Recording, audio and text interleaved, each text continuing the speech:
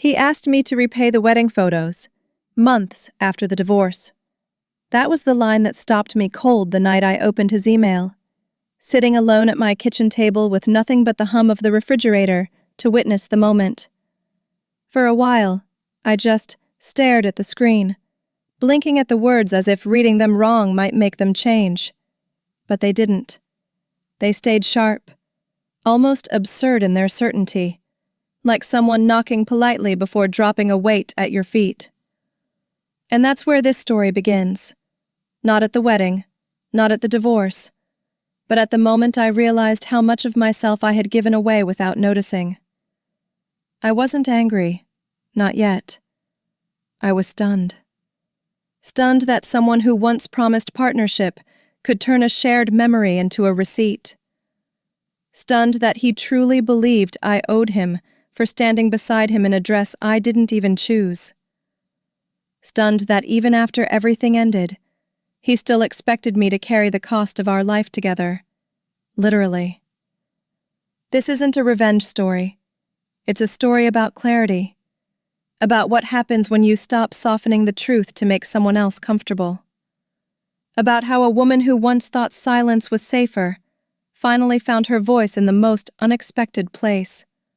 A simple video, posted on a quiet evening, with nothing but honesty holding it up. If you've ever carried more than your share, if you've ever stayed quiet to keep the peace, or if you've ever wondered when your moment of clarity might come, stay with me. And if you want more stories like this, more truth told softly but fearlessly, don't forget to subscribe to the channel. The apartment was quiet enough to hear the soft click of my keys as I pushed the door shut behind me. Evening light stretched across the floor, fading toward the kitchen like it was tired from holding itself up all day. I set my bag down, pulled the thrift store chair toward my small desk and opened my laptop. The familiar glow washed over my hands first. Pale, cool, a little too honest. My inbox loaded slowly, as if choosing whether to spare me. When it finally settled, there it was. An email from Mark. The subject line read like a bill collector's warning. I clicked. The message opened to a paragraph so formal it almost felt like a joke, except Mark never joked about money. You are responsible for reimbursing the full cost of the wedding photography package, he wrote, like it was a simple matter of math, not memory. The chill from the screen felt like water sliding around my wrist, tightening. The attachment icon blinked at me, a tiny paperclip carrying the weight of something I didn't want to touch. I clicked it open anyway. A studio invoice filled the screen, stamped and itemized in a way that was almost smug. The total stared back, a number I'd tried to forget because forgetting was easier than admitting what it cost me. Luxury package, high-end retouch, extended team fee. Line after line felt like a reminder of a version of myself who'd trusted too easily, signed too quickly, smiled too hard. I remembered the day I saw that invoice peeking out from the makeup table, how Mark had slid his hand over it with that calm, paternal tone. You don't need to worry about that. Back then, I thought love was someone taking care of things for you. Now, the file felt like it was taking the air out of the room. Mark's message continued beneath the attachment, his voice slipping perfectly into the text, measured, polite, and sharpened at the edges. Since the marriage ended due to your actions, he wrote, you're obligated to reimburse the cost paid on your behalf. My breath paused somewhere between my chest and throat. It was astonishing, the way he could make blame sound like logic. I could almost hear him, calm, controlled, the way he used to speak when he wanted to remind me who owed whom. He always had a talent for reframing generosity as an investment, affection as a ledger. Seeing his tone preserved in digital ink made something inside me tighten. The way you instinctively brace before a hit you've taken too many times. I scrolled down, my fingers trembling more from disbelief than fear. The next paragraph held numbers I'd never seen. Interest he claimed had accrued over time. As if love required compounding payments. As if divorce had transformed me into a delinquent account. A laugh, thin and humorless, escaped me before I could stop it. I leaned back, letting the chair groan under the shift of my weight, and reread his calculations. He had assigned percentages, late fees, due dates. He had always loved rules, policies, terms. Anything he could hold over someone's head while smiling as if he wasn't doing exactly that. I brushed my thumb over the trackpad, but my hand stopped halfway, caught between anger and fatigue. I should have closed the email. I should have shut the laptop and gone to shower or make dinner, or think about literally anything else. But my eyes drifted left, where a strip of thumbnails appeared along the mail window. Wedding photos. Our wedding photos. Hovered there like uninvited guests. My stomach pulled tight. I'd forgotten they were still synced to the drive. Tiny squares of my past. A white dress. A bouquet I barely chose. A smile I barely recognized. They flickered softly, almost politely, as if asking for attention but not daring to demand it. For a second, I simply stared, unable to look away. Those images carried a strange electricity, like someone had cracked open a door I'd nailed shut. The thumbnails brightened as the cursor passed near them, the glow brushing my face with a faint gold haze. It reminded me of standing under studio lights that felt too hot, too bright, too much. Now the glow felt like a question. Quiet, steady, waiting. I sat there with the email on one side of the screen and the faint shimmer of wedding memories on the other, caught between what once was and what I was finally admitting it had always been. The room around me dimmed, but the light from the screen held me in place, the way a story holds someone before they're ready to step back into their own life. The memory came back with that annoying clarity, the kind that arrives uninvited when you're already tired. Mark and I had sat across from each other at the studio office, the sales coordinator flipping through glossy samples of couples posed like magazine covers. I'd said I wanted something simple, something that looked like us, not a billboard for perfection. Mark barely let me finish before choosing the luxury package, tapping the page with a confidence that didn't need permission. "I'll cover it," he'd said, smiling like a man granting a favor, not making a decision for two people. I remember raising an eyebrow and suggesting we look at smaller options, but he placed his hand on mine as if soothing a child. "You just need to show up and look beautiful," he whispered. Back then, I mistook that for affection. Now it only sounded like someone closing a door on my voice while pretending it was protection. The studio itself felt less like a place for photos and more like a production set. Assistants hurried around with light stands, fabric backdrops, and empty coffee cups. A makeup artist pushed my chin toward the mirror, brushing contour along my jaw until I barely recognized the face staring back. Every time the flash went off, it felt like a small eruption. Bright, hot, insistent. I posed the way they told me to, tilting my head, softening my smile, lifting my chin. My cheeks ached long before the shoot was halfway done, but I kept smiling because no one in the room was really asking how I felt. Mark stood off to the side, nodding in approval like the director of a play I didn't audition for. I remember thinking the whole day felt strangely choreographed, like we were acting out a version of love that existed only in his mind. At one point, while touching up my lipstick, I noticed a stack of papers on the makeup counter, an invoice left face down, edges curling slightly. I flipped the corner, thinking it was a schedule. Instead, I saw numbers, lots of them, lined up like they were marching toward me. The total on the bottom made my breath hitch. Before I could read more, Mark's reflection appeared over my shoulder. He reached past me with that smooth, practiced ease and folded the papers shut. "Don't worry about that," he murmured, smiling at the makeup artist as though we were sharing some private joke. But the smile didn't reach his eyes. The weight of the paper felt like a warning I wasn't allowed to name. I let it go then, because letting things go had become a habit. I told myself love meant trusting someone to handle what overwhelmed you. Now I see it meant he preferred I stay uninformed. By midday, my feet were numb inside the heels he insisted would look perfect in photos. The photographer kept adjusting us, shoulders angled, fingers relaxed, torsos close. Mark held me in poses that looked tender on camera but felt rehearsed in reality. Every time I tried to ask to rest, he whispered, "Just a few more." We paid for the best. Paid. Always paid. It was his favorite word that year. He controlled the paperwork, the receipts, the contracts, all tucked neatly into folders he never let me touch. "I've got it under control," he'd say, and I believed him, because admitting I didn't understand our finances felt like failing at being a wife. Sometimes I wonder how many small surrenders it takes before a person loses track of which ones mattered.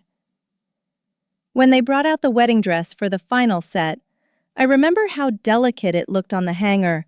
Lace, soft tulle, beading that shimmered like frost. They zipped me into it, and everyone in the room made small noises of approval. In the mirror, the dress was stunning, objectively beautiful. The kind of thing brides on magazine covers wear with ease. I placed my hands on the bodice and thought, this should feel like the happiest moment. Instead, it felt like slipping into a costume for a character I didn't know well enough to play. Mark joined me, brushing imaginary lint from my shoulder, telling me how lucky we were. I tried to believe it, I really did. But beneath all of it was a faint, persistent hum. Like something in me already knew we were posing for an ending, not a beginning. Looking back now, the whole day feels like a dream someone else had and I got stuck watching. The compliments, the choreography, the bright white smiles, it all blurs into something glossy and unreal. But the one thing that remains sharp is the quiet realization I ignored. Every grand gesture Mark made came with a string attached, even if the string was silk and invisible at the time. Standing there in the dress, lights glaring, cameras clicking, I thought I was stepping into a future built by two people, but all along it was being shaped by one. And that truth, small, sharp, and patient, waited for years before revealing itself fully, the way memories do when they decide you're finally strong enough to face them.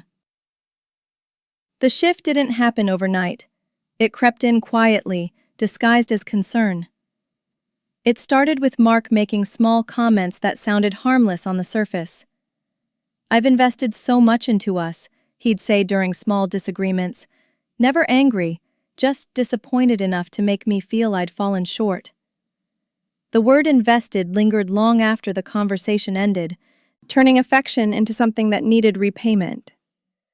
Friends would laugh when he made jokes about high-maintenance love, or how upgrading to marriage wasn't cheap, and I'd smile along because the air in the room expected me to. But every laugh chipped away at something tender in me. I didn't know how to name the discomfort then. I only knew it made me fold into myself a little more each time. In public, he wore generosity like a well-tailored jacket. In private, it felt like he kept the receipt. Whenever he spoke about the wedding or our home, the conversations always circled back to cost, not emotions, not memories, not plans. "That chandelier I bought? That was for you," he'd remind me when we disagreed about something unrelated. "The resort honeymoon? I covered everything." Each sentence hung in the air like a debt notice. People around us often found his remarks charming, interpreting them as confidence or playful teasing, but they didn't feel the way my stomach tightened every time he equated love with price tags. I tried brushing it off, telling myself marriage had rough edges, and he was simply coping with stress.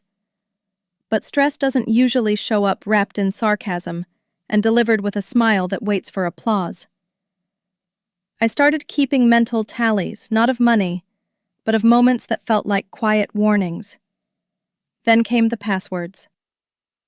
One afternoon, without explanation, he changed the login to our joint budget app. Just simplifying things, he said when I asked. No need for you to worry about numbers, I've got it. The words landed like soft feathers, but the meaning hit like stone. I'd always believed sharing finances meant sharing trust, but his version of sharing was more like borrowing my name for an account he controlled.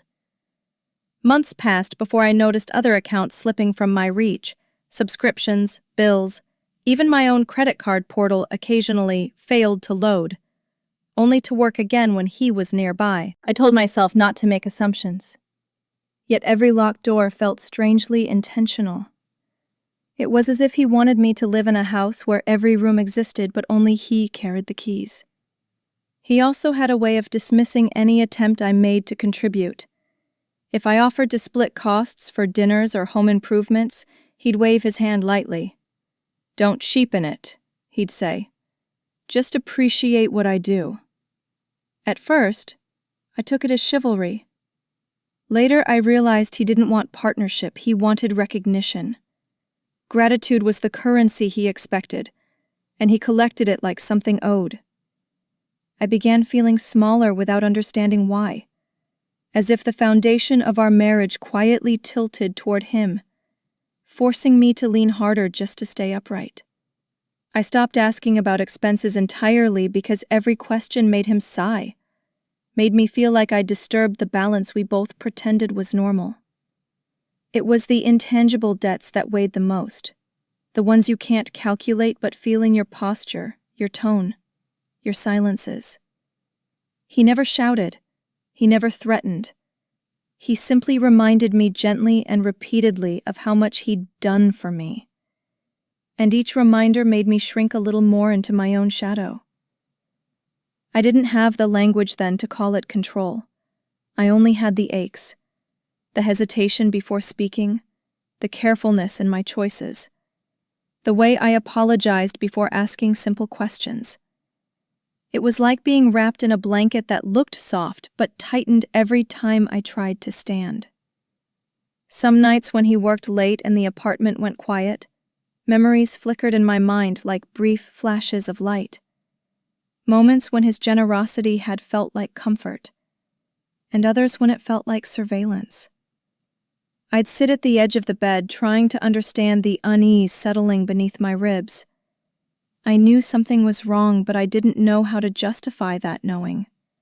So I stayed, hoping clarity would arrive if I just loved harder. Looking back, I can see how the signs were already laid out. Small, subtle, persistent, guiding me toward a truth I wasn't ready to face. It would take a long time before I could see those moments for what they were, the earliest whispers of a story I didn't yet realize I was living. When things finally cracked between us, it didn't shatter loudly. It broke the way ice fractures underfoot. Quiet, inevitable, dangerous. Only once you realize how far the cracks have spread. During one of our last arguments, Mark leaned back in that calm, maddening way of his and said, "You forget who paid for the most important day of your life." His voice wasn't raised, but the sentence landed with the weight of something thrown. I felt my stomach drop, not because of the words themselves, but because of how familiar they sounded, like he'd been rehearsing them. I stared at him, trying to understand when our marriage had turned into a ledger. He looked at me with an expression of wounded superiority, the kind that suggested I had failed to appreciate my own life. In that moment, I realized he didn't see the end of a marriage, he saw the end of a transaction. At the courthouse, everything was beige. Walls, carpet, people's expressions. Even hope looked washed out there. Mark focused on property, accounts, the gray areas he thought he could use to keep more than his share. Not once did he mention the wedding photos. It surprised me. I expected him to cling to them out of principle, or pride, or, if I was being optimistic, sentiment. But he didn't. Maybe he assumed I wouldn't want them. Maybe he didn't care. Or maybe he knew they meant more to me than I let on, and decided silence was another form of leverage. I signed the papers with steady hands, though my heart felt bruised. Winning didn't matter. Peace did. And peace at that point meant walking away from anything that tied us together, even if it meant letting parts of myself go too. The day I moved out, I packed quickly, almost messily, as if speed would soften the blow. A single suitcase, a box of books, 2 sweaters I loved more than I admitted. Leaving the apartment felt strangely anticlimactic. No dramatic closing of a door, no collapsing on the stairs. Just quiet footsteps, carrying me out of a life I'd once tried so hard to make functional. Outside, the air felt lighter, though my chest didn't. I told myself I was doing the right thing, even if it didn't feel brave. Sometimes leaving isn't triumphant. Sometimes it's simply necessary. I walked away before the elevator doors even closed, afraid I'd look back and see pieces of myself I wasn't ready to reclaim. As I waited in the courthouse lobby for a ride that never seemed to arrive, my eyes drifted to a canvas print on the wall.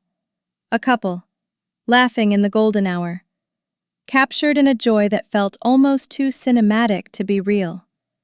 It wasn't us. But for a heartbeat, it reminded me of what I once hoped we would be. The kind of love that glows naturally, not under artificial lighting. The sight stung more than I expected. I turned away quickly, swallowing the ache building behind my ribs. It wasn't grief for Mark. It was grief for the version of myself who believed she could transform a man simply by loving him harder. That girl deserved better. I didn't know how to give her that yet. But walking out of that building felt like the first attempt. When I reached the small apartment I was renting, I started unpacking absent-mindedly, sliding books onto the shelf without noticing titles. While sorting a stack of old bills and stray papers, I found a slim flash drive wedged between 2 envelopes. Wedding_Rald. The handwriting on the label was mine, but the memory of writing it felt distant. My fingers hesitated before picking it up, as if the drive might burn. I hadn't thought about the photos in months, not really. They'd felt like relics from a life that didn't belong to me anymore. Artifacts too heavy to handle.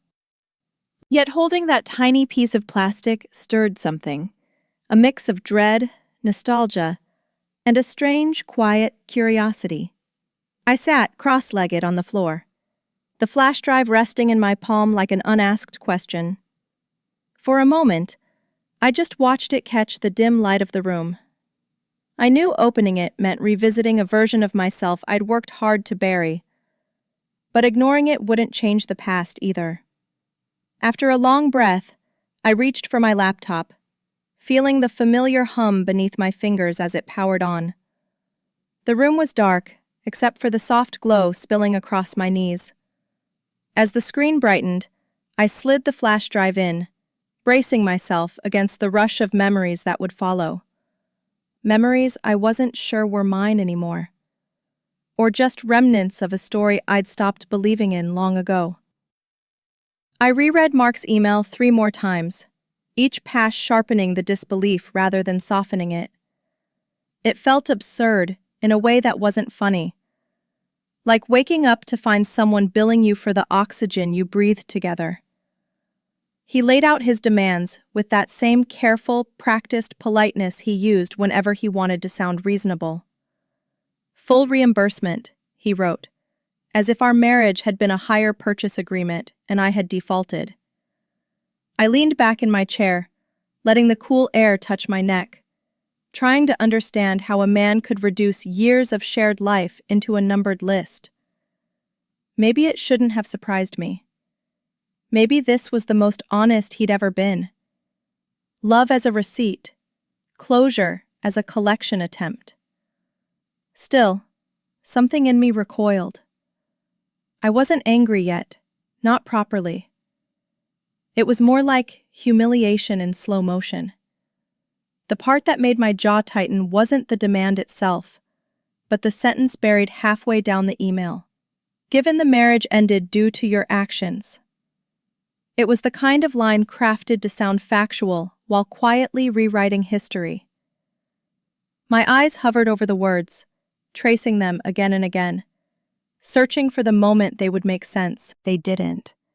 It felt like he was handing me a script he expected me to perform. One where I apologized, admitted guilt, accepted debt. Outside my window, the evening traffic moved in soft lines of red and white, completely indifferent to the version of me Mark was trying to resurrect.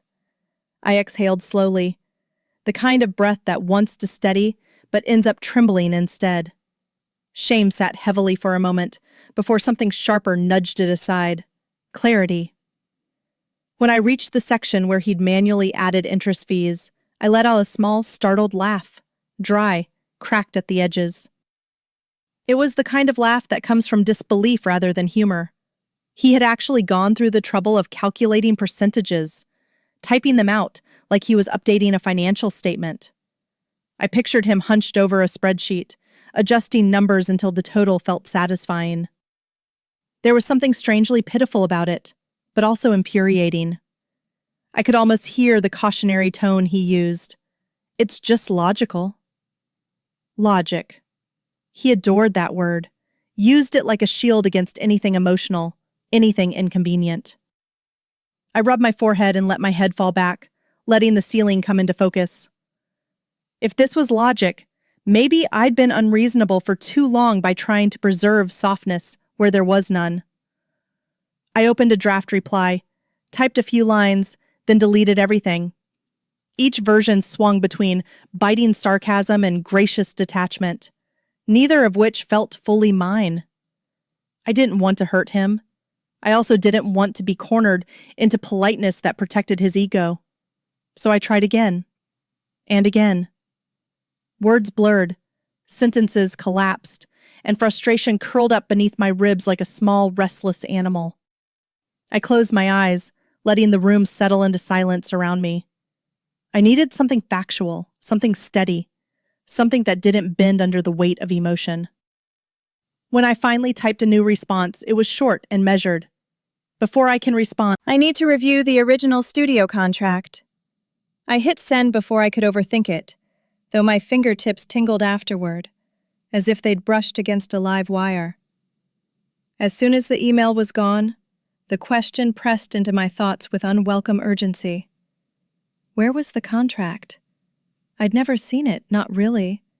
Mark kept all the paperwork back then, signing off on things before I even read them. My chest tightened with a familiar embarrassment, that quiet, old shame of not knowing the details of my own life. I stood up and paced the apartment, scanning shelves and boxes like the answer might reveal itself if I moved fast enough. A part of me whispered that I already knew the truth.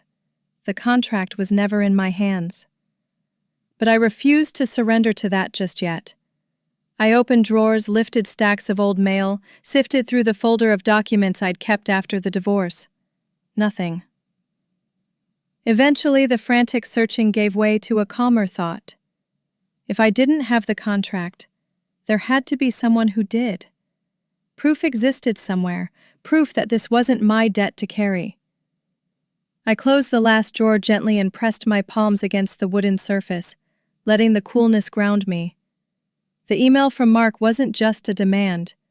It was a reminder of all the ways I'd let myself stay uninformed, small, compliant. Maybe this was the moment that started to change. Maybe this was the point where I stopped letting someone else hold the narrative. That realization hovered quietly, not triumphant but steady. I straightened up, grabbed my phone, and opened my contacts. If I couldn't find the contract, I would find the people who made it. I pulled down the cardboard box where I kept the scattered remnants of my old life, tax papers, expired warranties, greeting cards from people I no longer spoke to. I sifted through everything with a kind of urgency that felt both frantic and tired. Receipts fluttered like leaves, none of them the one I needed. But near the bottom was a bent business card, softened at the corners from time. Grace Harper, photographer. I remembered her vaguely. Calm eyes, steady voice. Someone who didn't force cheerfulness the way so many wedding vendors did. The card had a faint crease down the middle, as if it had been folded during a moment I'd rather forget. I thumbed over the faded print, hesitating only a second before dialing the number. A part of me braced for the possibility that she wouldn't remember me at all. To my surprise, Grace picked up on the second ring, her voice exactly as I remembered, warm, thoughtful, with that slight artistic rasp of someone who spends long hours behind a lens. When I introduced myself, she paused and then said, "The bride with the lace sleeves. I remember." It startled me more than it should have, how easily she recalled me, how she didn't sound annoyed or distant. I asked if she still worked with the same studio, if records from years ago were still accessible. "They should be," she said. "Come by tomorrow. I'll help you look." Something loosened in my chest, a small relief, like someone had just switched on a light in a dim hallway. It wasn't the contract yet, but it was a path toward it. The next afternoon I walked into the studio, the same one where I'd once posed under lights so bright they made my eyes water. The chemical scent of developing fluid hit me first, that sharp tanginess only photography studios have. It carried me back in time more quickly than I expected. The framed photos on the wall were different now, sleeker, moodier, less romantic. But the space held the same quiet hum. Grace greeted me with a nod, motioning me toward her desk where her computer blinked with open tabs and editing tools. "Let me pull up your file," she said, typing with quick familiarity. I stood beside her, arms crossed slightly, unsure if I was ready to see whatever images were stored there. The past is strange that way. It waits patiently until you're forced to face it. A folder appeared on her screen. My name, my wedding date. My throat tightened. With one click, a grid of thumbnails loaded. Small, bright windows into a day I hadn't revisited in years. I felt myself swallow hard as I stepped closer. My face was frozen in a smile that didn't quite reach my eyes. My dress gleamed under the studio lights, flawless and stiff. Mark stood in some of the frames too, but Grace hadn't opened those yet, and I found myself silently grateful. I hadn't prepared for how visceral it would feel to see myself preserved in pixels, still, posed. A version of me suspended in time before everything slowly unraveled. I breathed through it, letting the discomfort gather instead of pushing it away. "They're all still here," Grace said softly, scrolling. "We keep backups of everything." She explained the studio's record system, the licensing terms, the archived invoices. Her voice was gentle, steadying, like she could sense I was standing somewhere between recognition and ache. "You didn't seem very happy that day," she added quietly, almost like an observation rather than a question. I didn't respond at first. I didn't need to. She continued clicking through the files, stopping occasionally to enlarge a photo, evaluating the technical details with professional detachment. For her, these were images. For me, they were silent reminders of how often I'd tried to convince myself everything was fine. Eventually, she located the documentation linked to the shoot. Emails, payment confirmations, the licensing summary. "The studio always keeps the originals," she said, turning the monitor slightly toward me. "Clients have personal use rights, but the copyright stays with us." I nodded slowly, absorbing that. Proof. It was there, waiting. Something in my shoulders relaxed, just barely. I asked if she could send me the files, the details, anything that confirmed what she'd just told me. She agreed without hesitation. As she typed up the email, I watched the reflection of the screen shift across the glass frame beside her desk. It felt like the first clean step toward reclaiming something I didn't realize I had lost. Not the photos, but my own place inside the story they came from. Grace clicked through the folders with the ease of someone who had spent years navigating digital archives. "Here," she murmured, opening a document labeled Usage and Copyright Policy. I leaned in, reading each line slowly, letting the words settle into place. The more I read, the clearer it became. The photos didn't belong to Mark any more than they belonged to me. They were the studio's intellectual property. Clients received personal use permission, nothing more. I felt something inside me tilt, a quiet, steady shift. For months, Mark had spoken as though he held all authority, as though every image, every moment, every memory belonged to him because he had paid for them. But this document contradicted that story completely. It didn't free me from the emotional weight, but it did loosen the knot he'd tried to tighten. Grace scrolled a little farther and said, "He can't demand commercial rights. He never had them." Her tone was matter-of-fact, not triumphant, which somehow made the truth land even more solidly. I asked, carefully, "And me?" She glanced at me, registering the question beneath the question.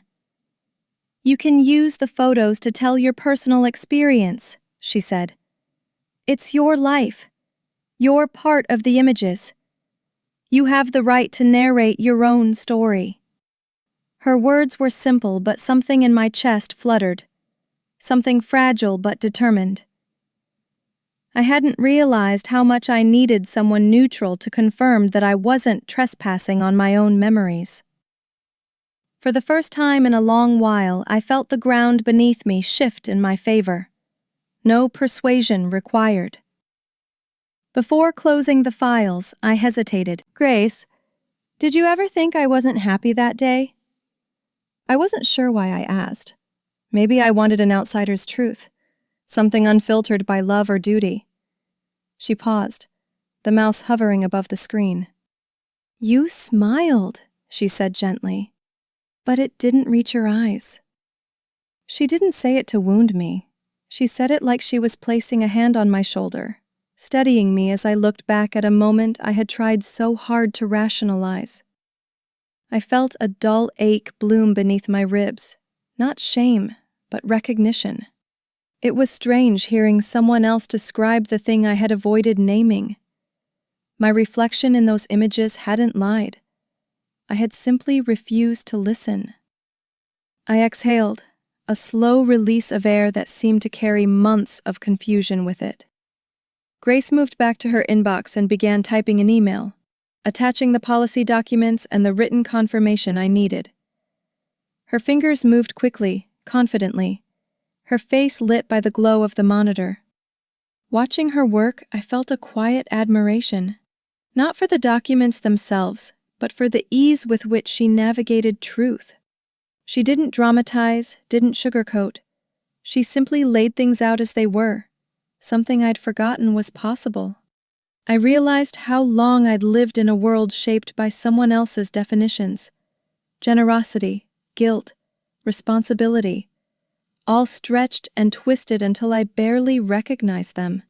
When she sent the email, the soft whoosh of her computer felt final in a gentle, almost merciful way. She turned back to me. "You don't owe him anything outside of what's fair," she said. There was no pity in her voice, only clarity. I nodded, though a part of me still struggled to fully absorb the words. Not owing him anything felt almost foreign. For years, his logic had wrapped itself around every decision I made. She printed a copy of the policy and handed it to me. The paper was warm from the machine, a small but grounding weight in my palm. It felt more solid than the promises I once built a marriage on. Before I left, I asked if she could forward everything to my personal email as well. "Of course," she said. "Better to have it in more than one place." Outside, the afternoon light stretched long across the pavement, softening into the quiet of the day's end. I stood there for a moment, the printed policy tucked under my arm, the confirmation email already glowing in my phone. It wasn't closure, not yet, but it was the first real piece of truth I could hold. As I walked toward the bus stop, I felt a subtle steadiness forming inside me. Not loud or triumphant, but certain. The story wasn't his to dictate anymore, and for the first time, I felt ready to claim it. On the bus ride home, I opened the Notes app on my phone, more out of habit than intention. Outside the window, buildings slid past in slow motion, blurred by the late afternoon light. My thumb hovered above the screen before typing a single sentence. My ex wants me to pay for our wedding photos. Seeing the words laid out so plainly made something inside me shift. It was absurd but also strangely liberating to acknowledge it without softening the edges.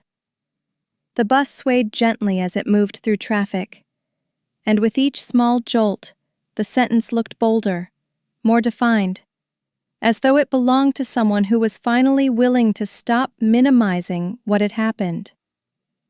I saved the note without adding anything more, but it felt like a beginning. A small doorway opening into a room I hadn't dared to enter. I remembered a podcast I had listened to months earlier. Women sharing stories of surviving marriages built on control, silence, or carefully disguised manipulation. I'd listened back then with a mix of distance and unease, recognizing pieces of myself in their voices, but telling myself it wasn't the same. Maybe their stories were too dramatic, I'd reasoned. Maybe mine was too subtle. But subtle doesn't mean harmless. It just hides better. As I replayed fragments of those episodes in my mind, I realized those women weren't seeking revenge. They were reclaiming the narrative that had been taken from them, piece by piece. The idea lodged itself somewhere behind my ribs. Not loud, not angry, just present. When I reached my apartment, I sat on the edge of the bed and opened my laptop. The screen lit up the room, that familiar glow wrapping itself around me. I hesitated only briefly before opening a blank document. I started typing a rough outline, not polished, not meant for anyone else to read. Just thoughts. What I remembered, what I felt, what I wished I had seen sooner. The structure felt clumsy at first, but the more I wrote, the more the pieces aligned themselves. A bet, a truth, a lesson. It wasn't a script yet, more like a confession I'd never given myself permission to speak. My hands trembled slightly, not from fear but from the strange vulnerability of honesty. I messaged Grace asking if I could use the wedding images in a personal storytelling project. I expected her to take hours, maybe even a day to respond. Instead, her reply came almost instantly. "You can use them. They're part of your life." The simplicity of the message disarmed me. I reread it twice, letting the permission settle into my bones. For so long, it felt like everything from my marriage had belonged to Mark. Our finances, our decisions, even the memories that should have been shared. But here was someone telling me that the images, the moments frozen in time, didn't just belong to him. They were mine too. Or, rather, they belonged to neither of us exclusively. They belonged to the truth. I plugged in the old USB drive and dragged the files into a folder on my laptop. A line of thumbnails slid into place, column after column, like soldiers taking their positions. I hovered the cursor above them, unsure whether to open the images yet. The sight alone was overwhelming. The tidy grid, the layers of memory stacked behind each tiny square. I exhaled slowly, feeling an unexpected steadiness in my hands. These pictures had once felt like evidence of failure. Now they felt like raw material.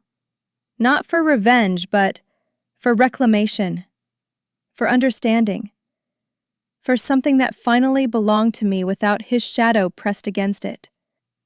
As I adjusted the window on my screen, an email notification sounded, soft, bright, cutting through the quiet of the room. Grace had forwarded the documentation she promised, confirming everything I needed to know. I opened it briefly, scanning the lines without absorbing them fully.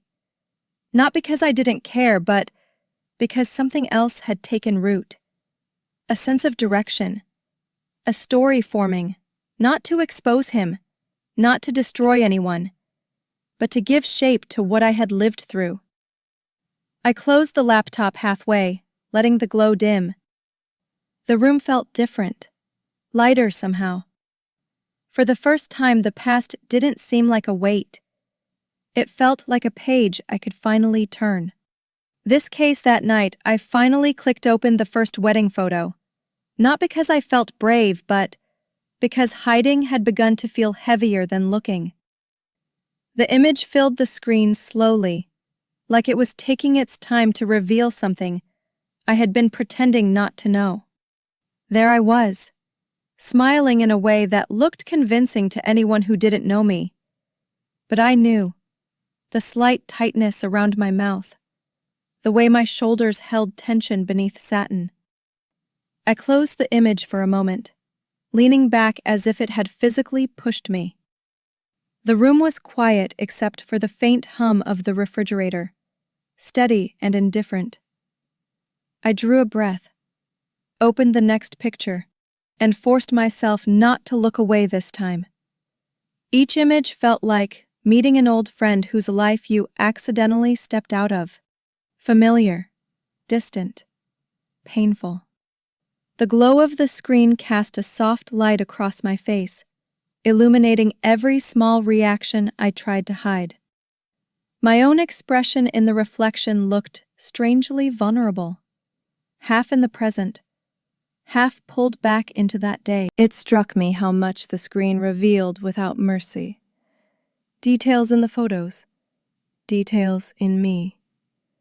I hadn't expected to feel anything more than discomfort, but there was something gentler there too, as if seeing myself through time offered a strange form of forgiveness.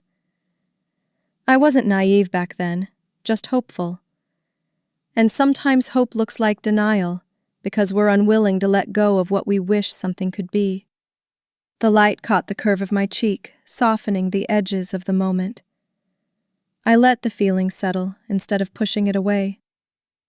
I moved through the gallery slowly, but this time I chose only the images where I stood alone. A hand adjusting the bouquet, a downward glance at the lace. A quiet moment by the window before Mark entered the frame.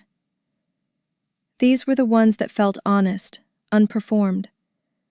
Without his presence dominating the composition, I could see myself more clearly, my posture, my hesitation, the small flicker in my eyes, as if I was listening to a truth I wasn't ready to acknowledge. I saved a few of them into a separate folder, the ones that revealed something real. Not beauty, not perfection, but a woman trying to be enough, trying to be graceful, trying to belong to a future that didn't belong to her. It felt strangely comforting to give those moments a place of their own. As I selected more photos, a quiet fear threaded through me. What would people think if they saw them? Would they wonder why I stayed, why I smiled, why I didn't notice sooner? Shame can be loud even in silence, and mine pressed against my ribs with steady insistence. I stood up and walked into the kitchen, gripping the counter's edge, eyes closed. Questions crowded my thoughts, messy and unkind. But the truth underneath them whispered something steadier. It's easy to judge a maze once you've already found the exit. I opened my eyes, letting the dim kitchen light settle around me, and realized that fear of being misunderstood had been one of the strongest chains he'd never had to touch. Returning to the laptop, I sat with that thought. Uncomfortable but grounding. The email demanding money had stirred something I hadn't been willing to confront before. It wasn't about the bill, not really. It was about the years of being told what I owed simply for being loved. The emotional arithmetic that always ended with me in deficit. The photos weren't weapons. They were evidence of a story I lived from the inside, one I had every right to tell. As I looked at the images again, the shame loosened its grip, replaced by a quiet determination. Not to punish, not to expose, but to finally speak in my own voice without asking permission. I hovered the cursor over the Create button on my editing software. The folder of chosen images opened like a waiting doorway. My hand paused, not trembling, just still, as though giving me one last moment to decide. The apartment around me felt suspended, the air holding its breath. I wasn't sure where the story would go or how people would receive it, but I knew it was mine. Every memory, every misstep, every quiet revelation, they belonged to me, not to the man who turned our marriage into a list of expenses. I clicked the button. The first project file opened on the screen, blank and ready. For the first time in years, that blankness didn't intimidate me. It felt like a beginning. I sat at my desk with the project file open, the cursor blinking steadily like a small heartbeat on the screen. Before doing anything else, I opened a new document and wrote a list, not of emotions but of rules. I needed structure, something that kept the story grounded instead of reactive. No names, no faces of his, no embellishments. I typed each point carefully, letting the clarity guide me. Tell only what is mine to tell, I whispered to the empty room. A reminder more than a promise. The wedding photos were pieces of my life, but not every part of that life needed to be shared. I didn't want vengeance masquerading as truth. I wanted accuracy, dignity, something he hadn't afforded me. As I refined the guidelines, a sense of calm settled over me, like drawing borders around land I finally recognized as mine. I sent a voice memo to a friend who worked at a law office, asking if she could glance at my outline. She replied an hour later, telling me to come by during her lunch break. At her desk, she scanned through the bullet points, occasionally nodding. "This is clean," she said. "You're not identifying anyone. You're sharing your experience. That's allowed." Her reassurance felt like a soft hand on my back. She scribbled a few legal phrases I could use as a disclaimer. Nothing dramatic, just enough to make the boundaries unmistakable. "You're not accusing him of a crime," she added. "You're describing a dynamic." I exhaled slowly, letting her words sink in. The truth didn't need armor, it just needed clarity. And clarity, I was beginning to realize, was something I had earned. Back home, I printed Grace's email along with her official confirmation about the photo rights. The papers slid out warm, their weight strangely comforting. I placed them in a folder labeled Evidence, not out of hostility but out of practicality. I had learned the hard way that preparation wasn't paranoia, it was protection. I opened the photo editor and pulled up an image where Mark stood beside me, smiling like the world was perfectly arranged beneath his hand. I cropped him out in a clean, simple rectangle. The moment he disappeared from the frame, something in me loosened. It wasn't triumph, it was release. The photo felt lighter, clearer, like it finally matched the truth I'd lived. I saved the file, the faint click sounding oddly satisfying. I spent the next hour refining my audio notes, marking sections where I wanted to speak cautiously and other sections where honesty needed more space. The glow from the screen shifted gently across the room, washing the walls in a soft, steady white. I leaned closer, adjusting brightness, rearranging windows, making the workspace feel a little more my own. Every action, every click, every choice felt like reclaiming ground inch by inch. The harder parts weren't in the editing, they were in the reflection. This happened, I murmured to myself at one point, staring at a line I'd written, and I survived it. It wasn't said with pride or sadness, just truth, the kind that no longer frightened me. When I finished the initial outline, I added a short introduction. That the story was personal. That the purpose was to share experience rather than assign blame. I kept it gentle, clear, human. I wanted anyone who listened to understand the difference between truth and spite, between boundaries and bitterness. I read it aloud, my voice quiet but steady. The words felt solid, like they belonged to the version of me who had finally learned not to apologize for existing. I saved everything into the folder, organizing it with more care than I'd ever given any project before. It felt like protecting something fragile but important. My voice, unfiltered for the first time in years. I dimmed the lights and leaned back, watching the modified photos on the screen. Images where I stood alone, unshadowed, unclaimed.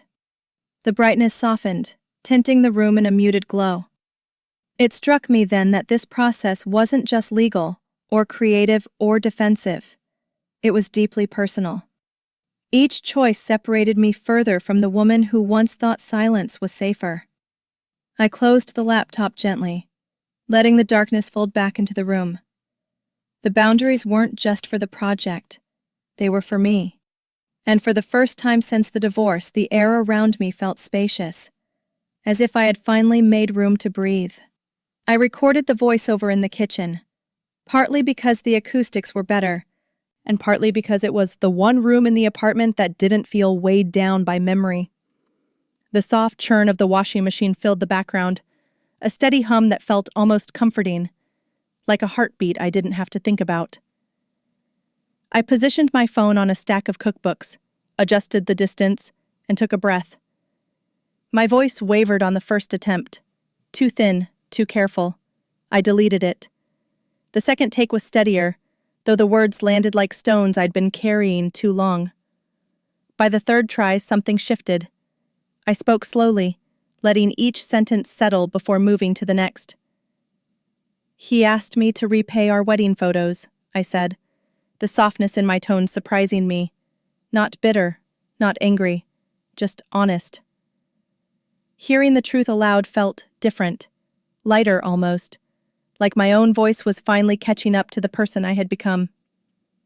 When I played the recording back, I heard the small quiver in the middle, an inhale that wasn't quite steady. I kept it, not out of resignation, but out of respect for what the moment had cost me. I added the edited photos, the ones where I stood alone in soft light, my expression hovering somewhere between reflection and resolve. The transition between images felt smooth, unforced, as though the story had been waiting patiently for me to give it room. I sat with the video for a long moment before saving it, listening again to the quiet tremor in my voice.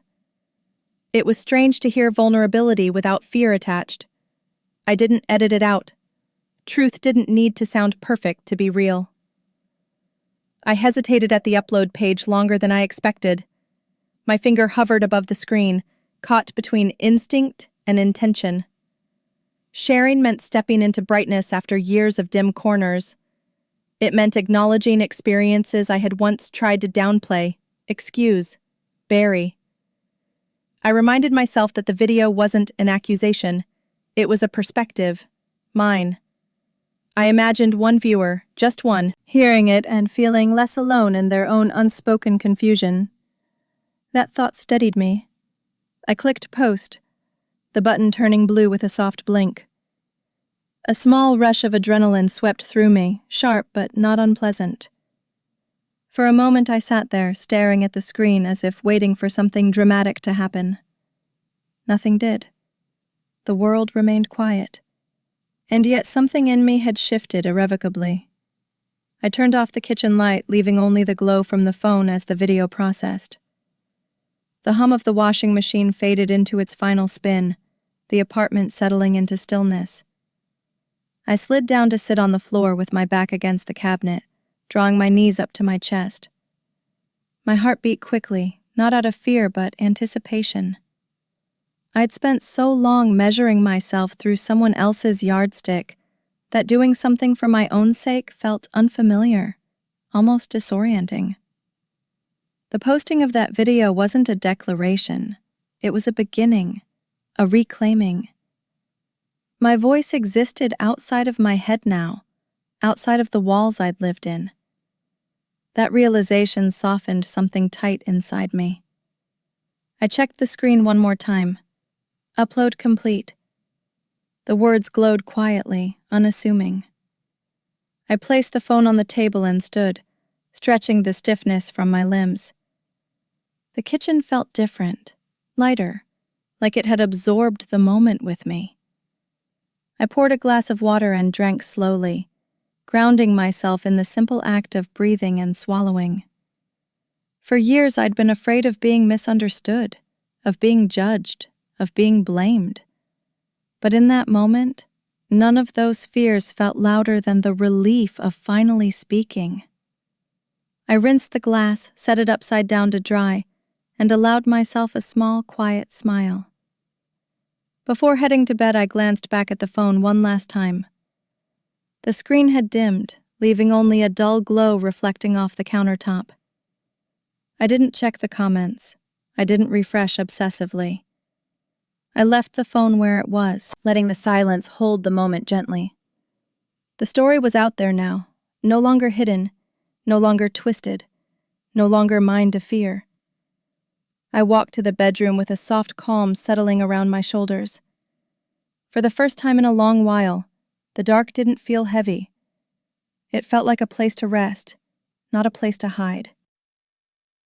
The next morning, sunlight pressed gently against the blinds, thin streaks of gold slipping across the floor. I reached for my phone with the lazy assumption that nothing much had changed overnight. But the screen lit up with a cascade of notifications, so many that the device lagged for a moment before catching up. Views, comments, shares. I blinked, unsure if I was reading it correctly. Thousands. The video had gathered thousands of views while I slept, spreading in quiet ripples across the internet without my supervision or expectation. My thumb hovered above the screen, hesitant to swipe, afraid the numbers might vanish if I looked too closely. Outside, a delivery truck backed up with a steady beep, indifferent to the shock settling in my chest. I wasn't prepared for attention, especially not of this scale. Still, a strange calm threaded through my disbelief, as if part of me had been waiting for the world to listen. I finally opened the comments section, bracing for something sharp, something dismissive.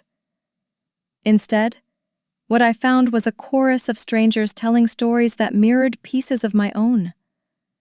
Messages from people who had once felt overshadowed, controlled, minimized. Some wrote in long paragraphs, others in single sentences that trembled with honesty. A few thanked me for putting words to feelings they hadn't yet understood in themselves. I scrolled slowly, absorbing each note with a mixture of gratitude and sorrow. It was overwhelming to realize how many people lived in silence similar to mine. The video wasn't just being watched, it was being recognized. My kitchen suddenly felt too small for the weight of all those invisible stories. Among the comments, one stood out. It was pinned by the algorithm, or maybe just by timing. He turned love into debt. She turned debt into strength. I stared at the line, tracing it with my eyes as though touching it might make it less powerful. It wasn't accusatory. It wasn't spiteful. It was a reflection, clean, sharp, honest. The sentence wrapped itself around me like a quiet affirmation, one I hadn't known I needed until that moment. I tapped the heart icon almost instinctively, feeling the recognition bloom into something warm behind my sternum. I wasn't alone in the experience or in the telling. The truth had connected to something larger than my own little apartment. The app notified me that a small amount of ad revenue had accumulated overnight. Barely enough for a cup of coffee, but undeniably something. I stared at the number, small but real, and felt a surprising wave of tenderness. It wasn't about the money itself. It was about what it represented. A story that had once drained me was now giving something back, even in tiny increments. I took a sip of my morning tea and felt the warmth spread through my hands. The financial symbolism wasn't lost on me, but I didn't want to overthink it. Instead, I let the moment settle softly, like the start of a new rhythm I wasn't forced to follow but could choose. I walked to my desk and opened the folder labeled Evidence, sliding the small revenue report next to Mark's email. Not out of triumph, but out of order, placing pieces of the story where they belonged. The contrast between the documents was almost poetic. One was a demand rooted in control. The other was a quiet proof that truth could generate its own kind of return. I closed the folder, letting the papers rest together. I didn't feel victorious. I felt clear. Clearer than I had in a long time. The past didn't disappear, but its weight shifted, no longer pressing down but simply existing as part of the landscape I had learned to navigate. I slid the folder back into the drawer and pushed it shut gently. The faint click echoed through the room with a sense of finality that surprised me. Not an ending, but a hinge turning. I stood still for a moment, letting the quiet settle, the way one listens after hearing a door lock, not in fear but in affirmation. The day moved softly around me, full of ordinary sounds, a neighbor's television, distant footsteps in the hallway, the whir of the fridge. Yet something in the air felt different, more open, less weighted. I wasn't closing a chapter. I was stepping into another one, carrying only what I chose. The message arrived in the middle of the afternoon while I was folding laundry on the couch.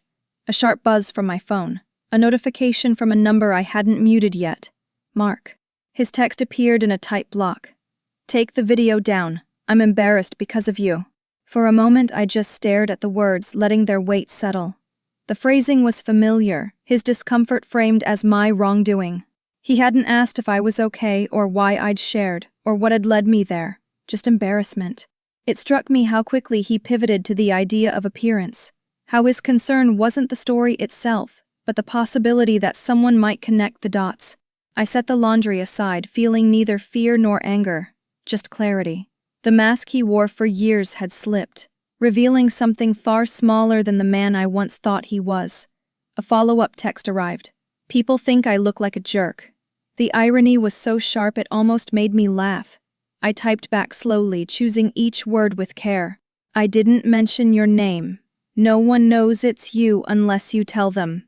It was the truth, simple, firm, unornamented.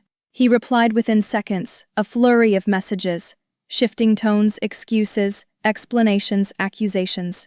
I read them without reacting. He used phrases like, "I supported you," and "You owe me respect," as if respect were a currency he'd purchased and I'd somehow defaulted on. But beneath the bluster there was a tremor, a new and unfamiliar vulnerability. He wasn't angry about the story. He was terrified of being seen. I took screenshots of the conversation, not out of spite, but out of a habit I had developed during our marriage. Document the moments that felt slippery.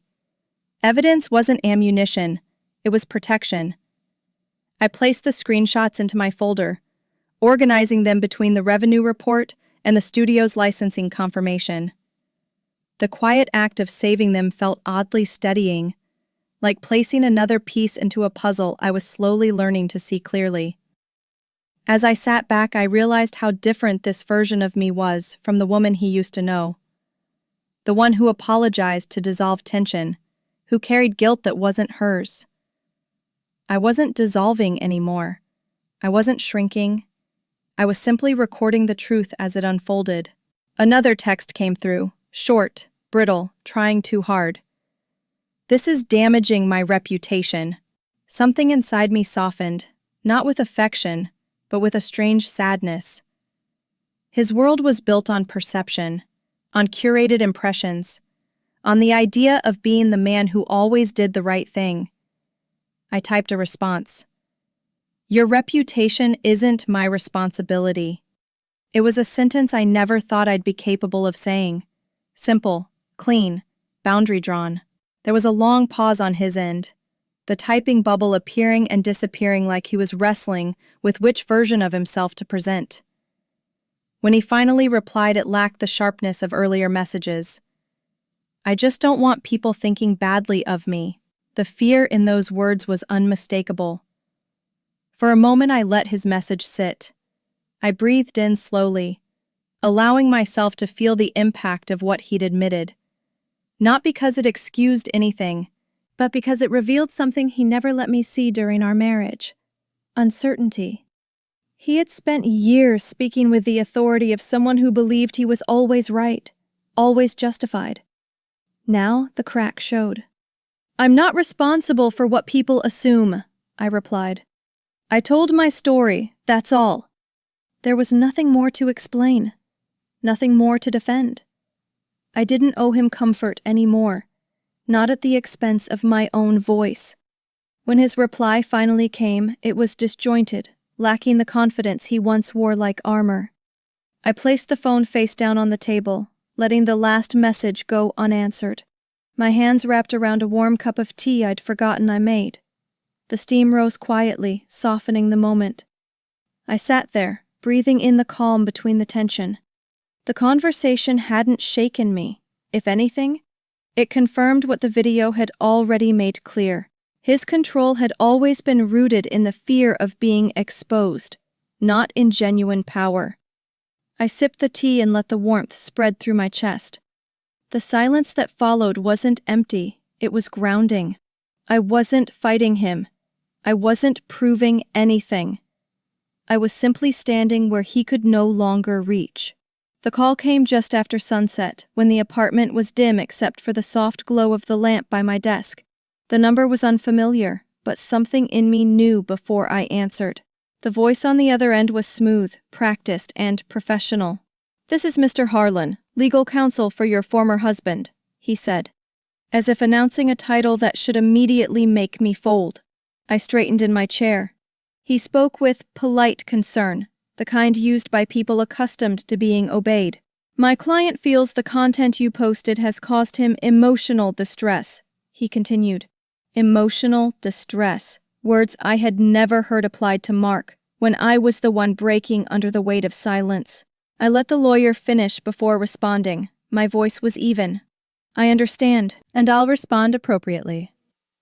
The steadiness surprised even me. He shifted into a tone meant to unsettle without sounding overtly threatening. We're hoping to resolve this without escalating matters. I imagined him sitting at a tidy desk, adjusting his glasses, believing his composure alone would persuade me. He talked about reputational harm, implied consequences, the ambiguous steps they might take if I didn't cooperate. I listened quietly, taking notes. The legal jargon didn't scare me. I'd lived with subtler manipulations for years.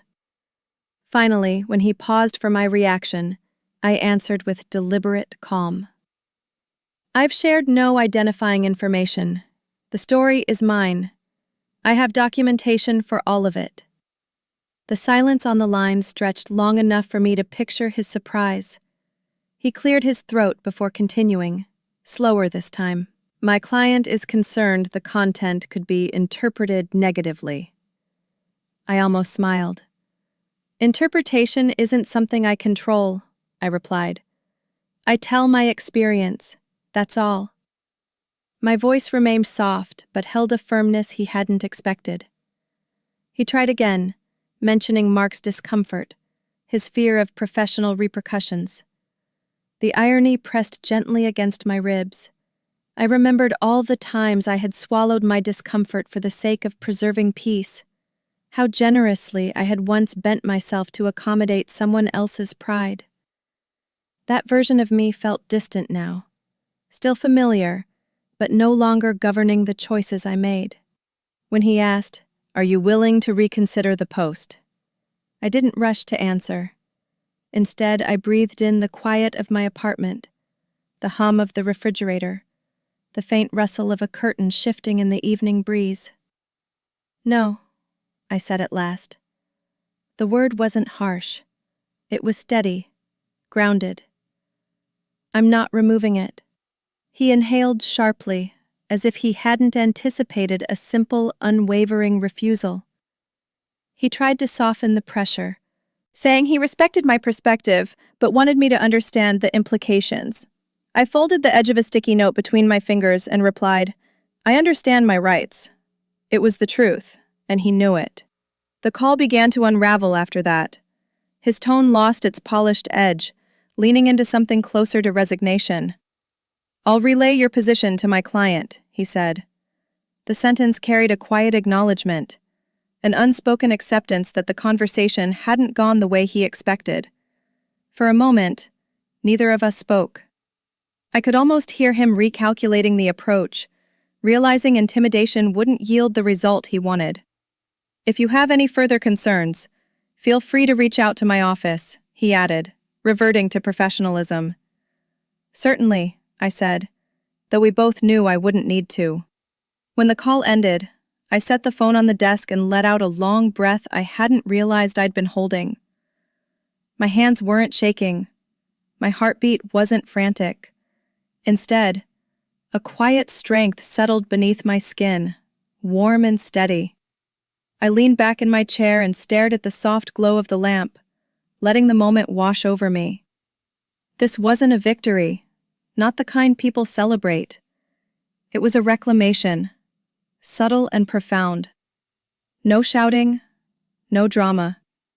Just a boundary drawn with enough certainty to shift something inside me. I turned off the lamp and allowed the dark to settle around me. No longer something to fear, but something to rest in. I spent the next few days creating follow-up videos, each one exploring pieces of the story I had once whispered only to myself. I spoke about the small, invisible debts in a relationship, how they accumulate, not in bank accounts, but in the spaces between conversations. I talked about how generosity can become a leash when wielded by the wrong hands. I didn't dramatize anything. I spoke plainly, steadying my voice the way you steady a camera before taking a shot. With each recording, I felt less like I was recounting a failure and more like I was stitching together clarity. People responded with similar quiet truths, stories of control disguised as care, of obligations dressed up as love. It was strange realizing how ordinary my experience was. Not comforting exactly, but grounding. I wasn't shouting into the void. I was speaking into a room full of people who recognized the echoes.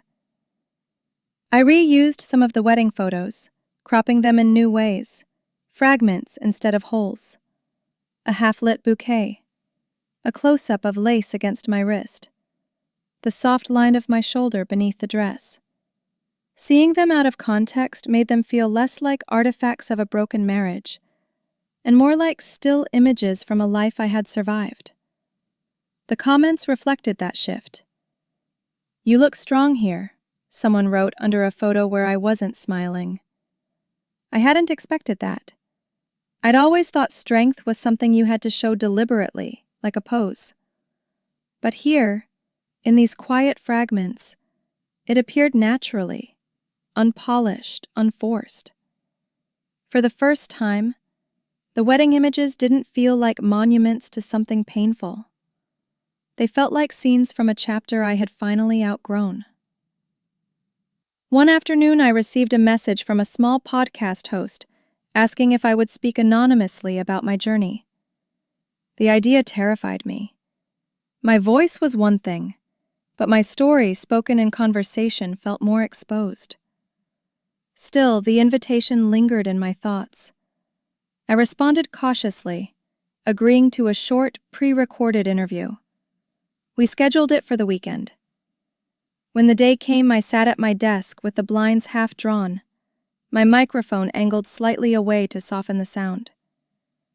The host's questions were gentle, and I answered without pretending to be wiser or braver than I was. I'm not here to blame, I said at one point. I'm here to understand. When the recording ended, the silence in my apartment felt different. Less like isolation, more like space. Later that week, Grace sent me a short message, a photo she had taken during the shoot, one she never delivered because it was too candid. I opened it expecting to flinch, but instead I felt something settle quietly inside me.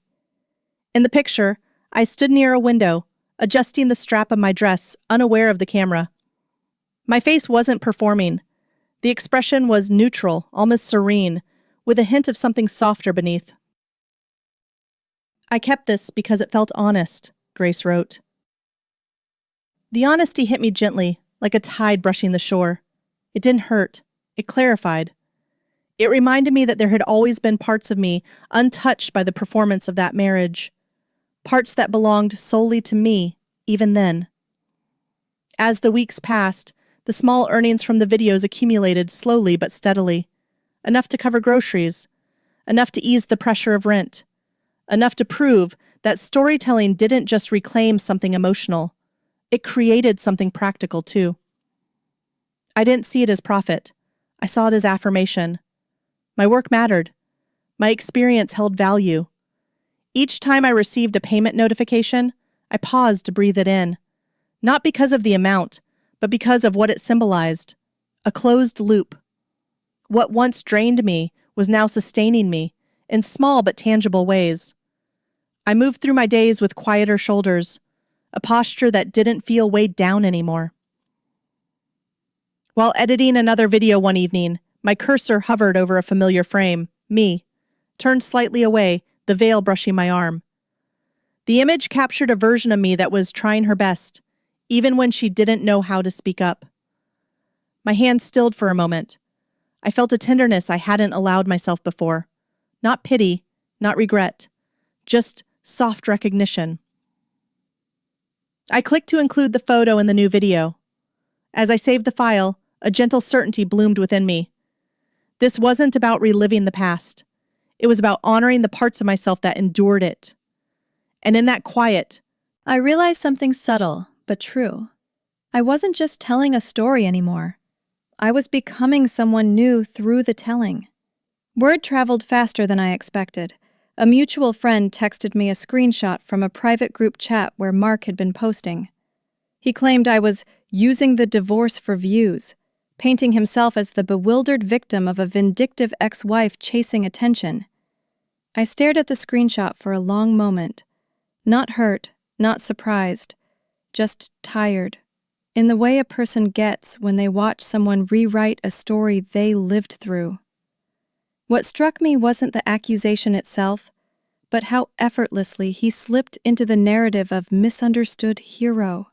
It was the version of himself he always preferred, clean, composed, unblemished by accountability. I placed the phone face up on the table, letting the familiar pattern of his self-preservation drift through me without landing anywhere deep. A few anonymous comments appeared under my newest video soon after. They weren't cruel, just oddly specific. References to details I had never mentioned publicly. "Shouldn't you repay what he covered?" one wrote. "Seems like you're leaving things out," another said. The precision betrayed them. These weren't strangers guessing blindly. These were people too close to the story, too defensive to be neutral. I read each one slowly, letting the weight of recognition settle. It didn't sting. If anything, it confirmed something I had always suspected. When someone is desperate to control the narrative, they'll recruit an audience willing to echo their version. I blocked the accounts quietly, not out of anger, but out of a commitment to peace. Then something unexpected happened. A viewer replied beneath one of those comments. "How do you know so much? She didn't mention those details." The question hung there, sharp and clean. Others chimed in, gently pressing the point. "If you weren't involved, how would you know that?" The thread grew organically, not hostile, just curious in a way. Curiosity sometimes reveals more than accusation ever could. I didn't intervene. I watched from the sidelines as strangers outlined the very thing I didn't need to say aloud. Truth and deception eventually separate themselves when given enough room. The comments defending me weren't fierce. They were matter of fact, the quiet logic of people who recognized patterns more quickly than I once had. I posted a short response video the next day, not defensive, not combative. Just a simple statement. If any detail sounds familiar to someone, they might want to ask themselves why. My tone was even, not edged. I didn't raise my eyebrows, didn't smirk, didn't gloat. I just let the sentence sit, offering it with the same calm I'd been cultivating since the beginning. The comments exploded, not with drama but with recognition. People understood the subtext immediately. They saw the distinction between sharing an experience and pointing fingers. And for the first time, I felt that the audience wasn't taking sides. They were simply seeing clearly. Sometimes clarity is the quietest form of justice. I didn't engage in the spiraling conversations afterward. I didn't need to. The truth had found its own equilibrium. Meanwhile, the revenue from this series continued to grow in steady trickles. Unremarkable in amount, but remarkable in meaning. These weren't payments for pain. They were acknowledgments that the story resonated, that it filled a space people recognized but rarely named. I spent evenings editing new videos with a sense of calm that surprised me. I didn't feel rushed. I didn't feel haunted. I simply felt present, anchored in work that didn't demand I shrink myself. By the end of the week, the noise had faded. The anonymous account stopped posting. The defensive comments dissolved under the weight of their own inconsistency. I sat at my kitchen table one night, hands wrapped around a warm mug, feeling a subtle shift settle into my chest. Not triumph, just a clean quiet. The kind that comes when you stop trying to reshape someone's shadow and start standing fully in your own outline.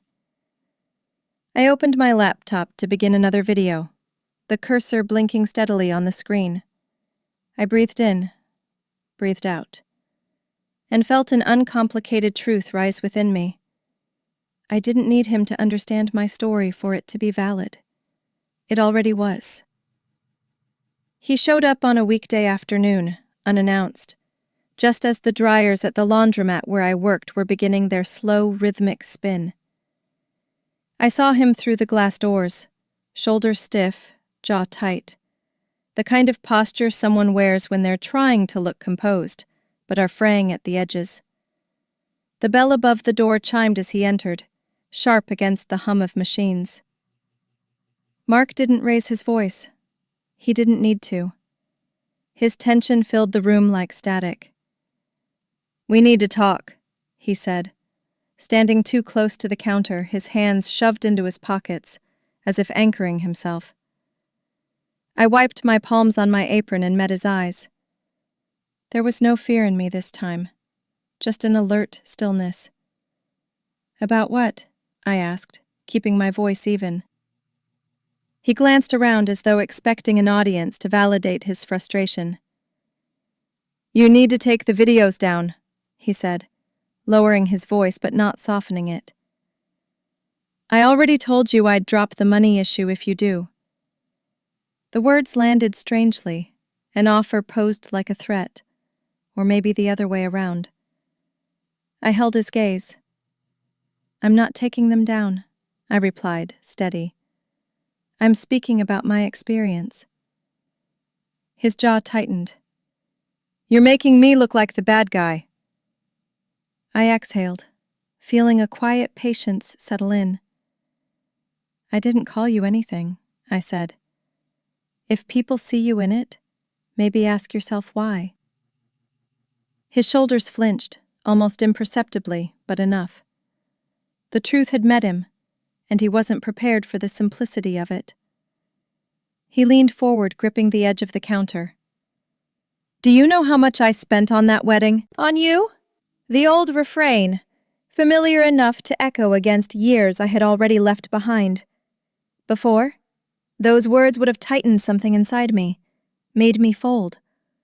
Now they just sounded tired. I know exactly what you spent, I answered calmly. And I know what it cost me. He blinked, thrown off by the shift. There was no argument I was trying to win, no emotion I was trying to weaponize. I was simply stating the truth he'd avoided confronting. He opened his mouth to speak again, but the words caught somewhere in his throat. The facade of certainty he always relied on had begun to crack. For a moment, we stood there in a stillness punctuated only by the rumble of dryers cycling through their heat.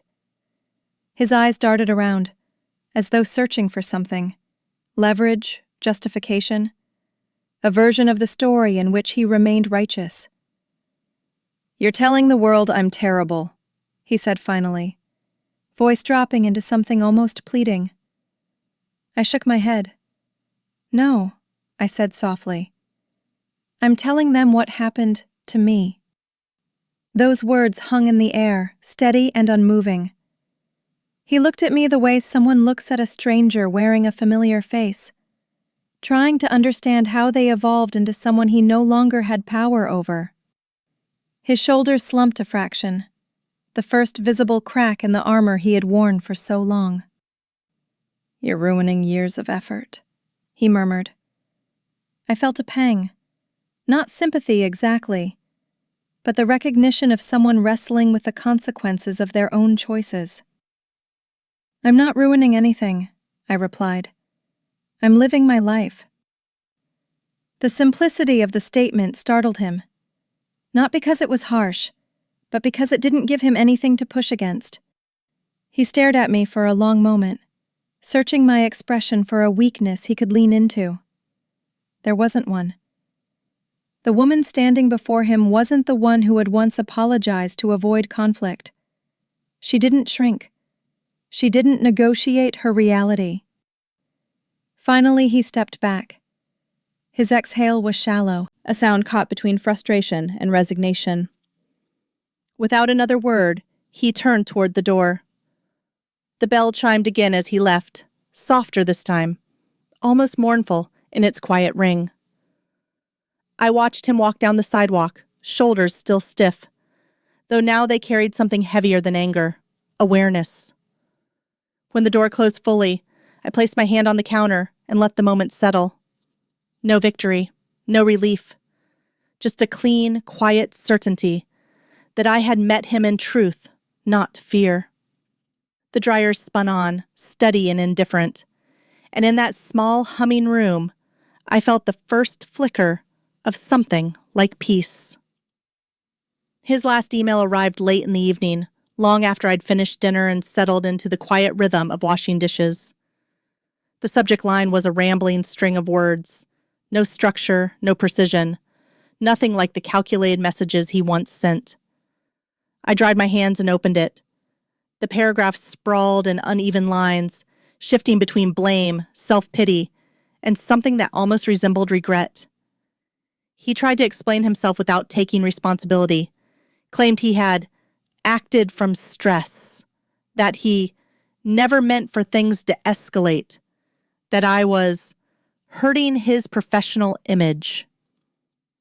The tone was messy, uncoordinated, like a man trying to gather spilled marbles he couldn't quite hold on to. I felt an odd quietness settle in me as I read. Not satisfaction, not anger. Just a gentle distance from a person who no longer occupied the center of my emotional landscape. Halfway through the email, the facade cracked completely. He wrote that people at work had begun asking questions, that he feared colleagues saw him differently now. He danced around the word embarrassed, but the meaning was unmistakable. He wasn't afraid of injustice. He was afraid of exposure, of losing the version of himself he crafted so carefully in polished conversations and curated impressions. I leaned back in my chair and let the words wash over me. There was a time when his emotional fluctuations would have pulled me under, made me feel responsible for stabilizing him. Now they floated past without attaching themselves to my ribs. I recognized the tone for what it was. A man trying to rewrite a narrative he had already lost control of. He insisted I had misrepresented him, though he never pointed to anything specific. He said the videos made him look like a foolish man, then immediately claimed he had been the provider, that he deserved acknowledgement. I reread the lines, noticing the contradictions woven between them. He was defending himself from shadows he created yet couldn't illuminate. The lack of coherence told me more than clarity ever could. This wasn't a strategic message. It was a confession disguised as an accusation. An admission that he no longer knew how to position himself as the hero. I didn't feel triumphant reading it. I felt a softness, almost a gentle mourning for the years I spent trying to align my steps with someone who never learned to walk beside me. After a long scroll, I reached the part where he attempted one final push. "You should consider removing the videos," he wrote, "for both our sakes." The plea was wrapped in formality, but the desperation peeked through the cracks. I rested my fingertips on the edge of the table, taking a slow breath. It was striking how differently the words landed now. They didn't tighten my chest. They didn't ignite guilt. They simply arrived, were read, and passed through me. I opened a new email and attached the documentation Grace had sent. The proof he didn't own the photos. The terms he had ignored. The clarity he had hoped I wouldn't uncover. I added the revenue report not as gloating but as gentle evidence of a truth he'd avoided.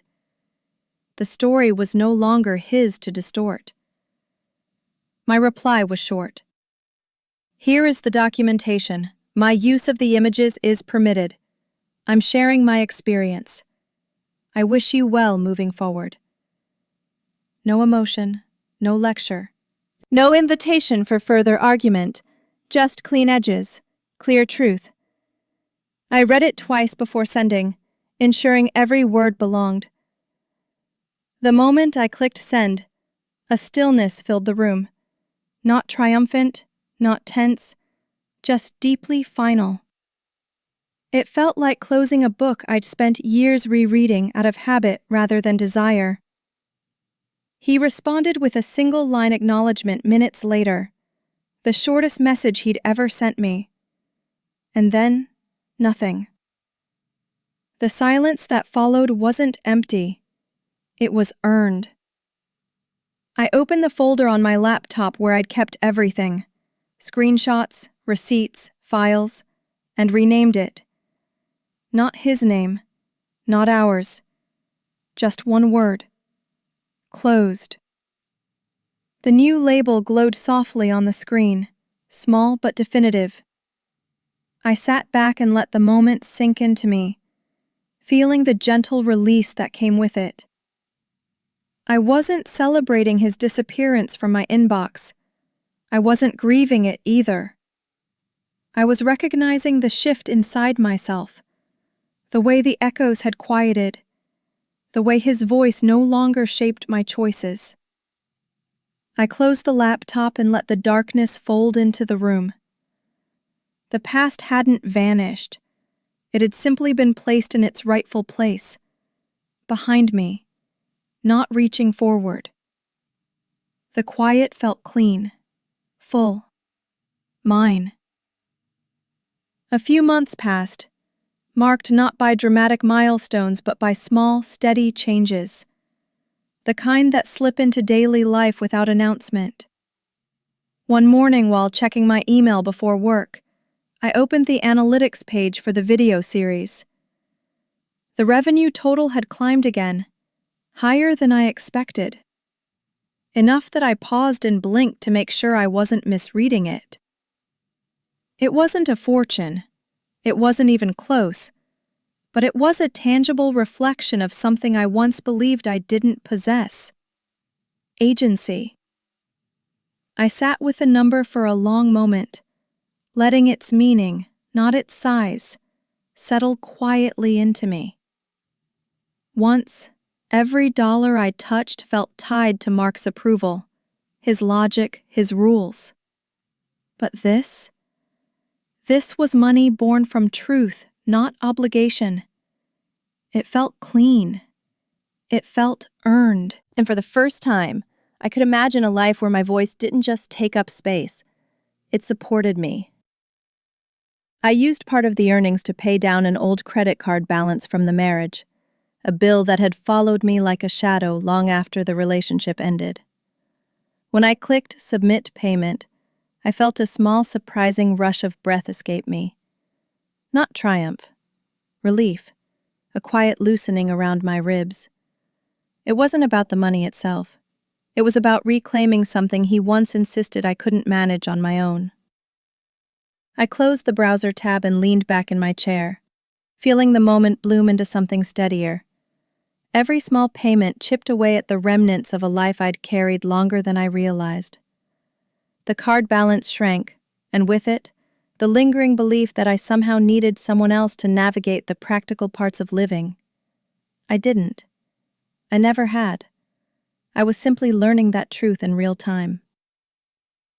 With what was left, I bought a small writing desk from a second-hand shop.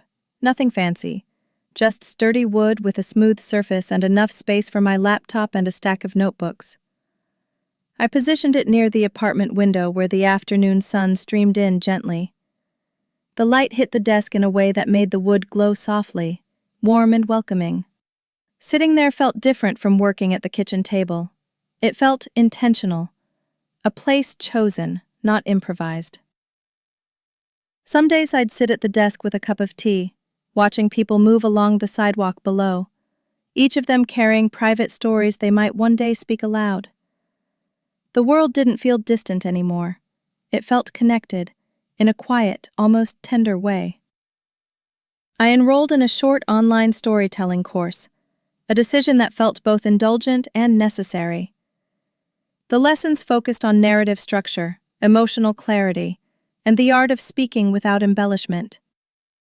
The instructor emphasized restraint, letting moments breathe rather than forcing them into drama. It struck me how aligned that felt with the way I now moved through my own life.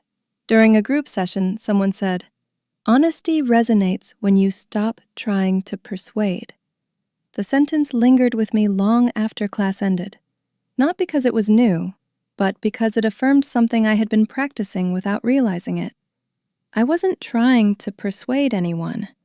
I was simply telling the truth, and the truth had begun to build something solid beneath my feet.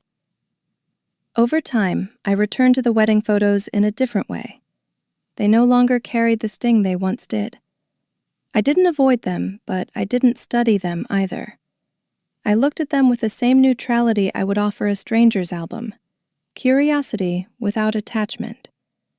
The images had lost their weight, becoming pieces of a story that no longer pulled at my throat. I saved them in a separate folder labeled Archive, not out of sentiment, but out of respect for the person I had been. She wasn't foolish. She wasn't blind. She was simply hopeful in a way that deserved softness, not ridicule. The photos were proof, not of failure, but of growth that took longer than it should have, yet arrived right when I needed it. One evening, as I sat at my new desk watching the last light fade across the street, I felt something unfamiliar settle in my chest. An ease I hadn't known in years. Not excitement, not even happiness. Just peace. The kind that doesn't announce itself but sinks quietly into the corners of a room, making itself at home. I realized then that the wedding photos, the marriage, the breakup, the videos, all of it had begun to turn into something else entirely. Not a wound, not a debt, not a battle. A story. A closed one. A stepping stone. I rested my palms on the desk's smooth surface and breathed in the moment. I wasn't moving on from something. I was moving toward myself. The letter came on a Thursday morning, tucked among grocery flyers and utility bills. The envelope looked plain, No legal header, no heavy seal, just my name written in his handwriting. I stood by the mailbox for a moment, weighing whether to open it there or wait until I was inside. In the end, I carried it upstairs, letting the anticipation move with me like a small, steady pulse. At the kitchen counter, I slid a finger under the flap and eased it open. The paper inside was folded twice, neatly but not precisely.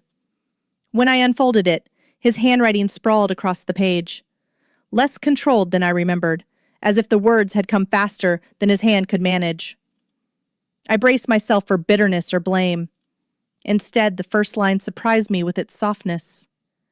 He wrote that he had watched the videos, all of them, he emphasized, and that he hadn't realized how many moments I'd carried quietly while he'd looked in the other direction.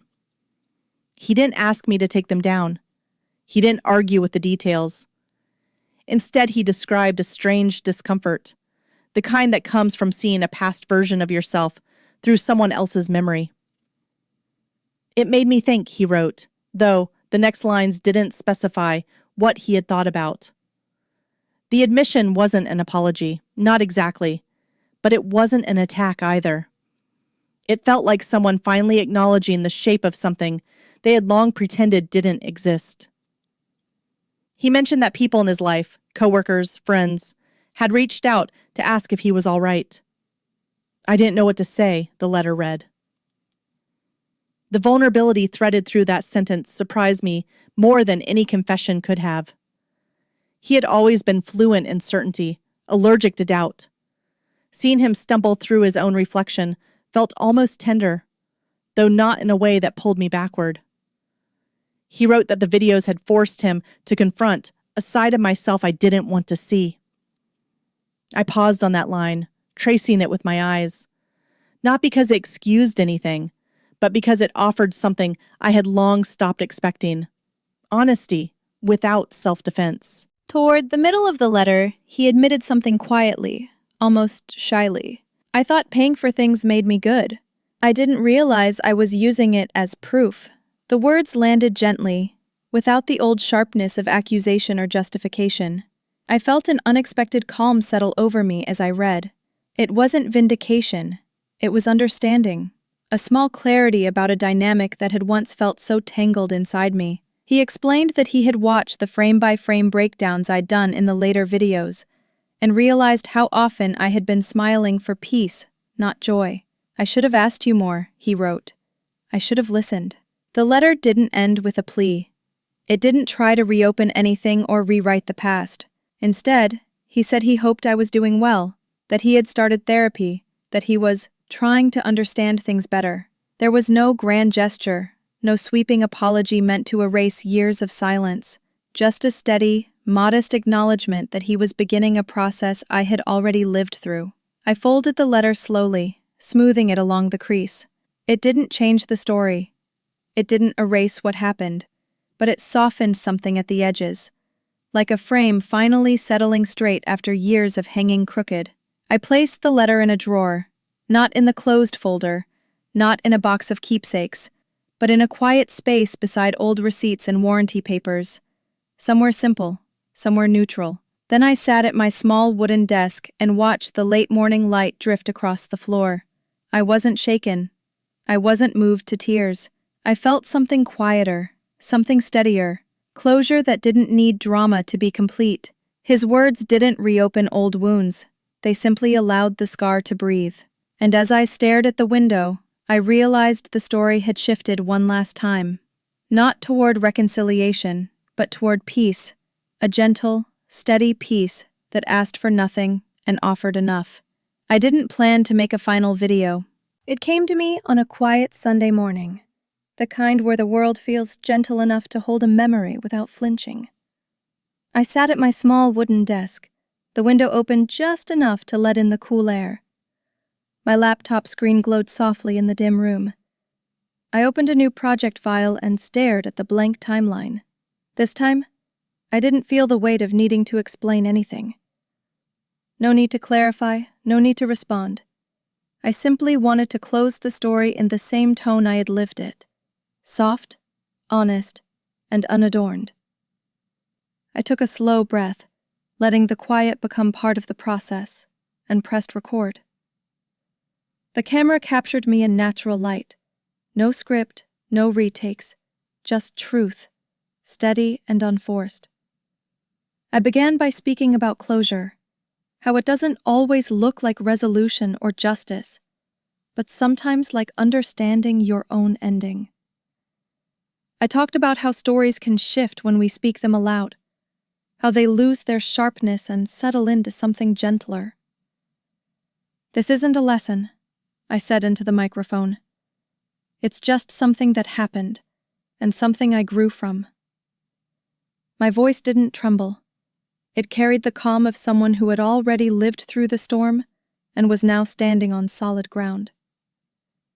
The camera caught the small movements, my breath, the slight shift of my shoulders, the way my fingers rested lightly against the desk.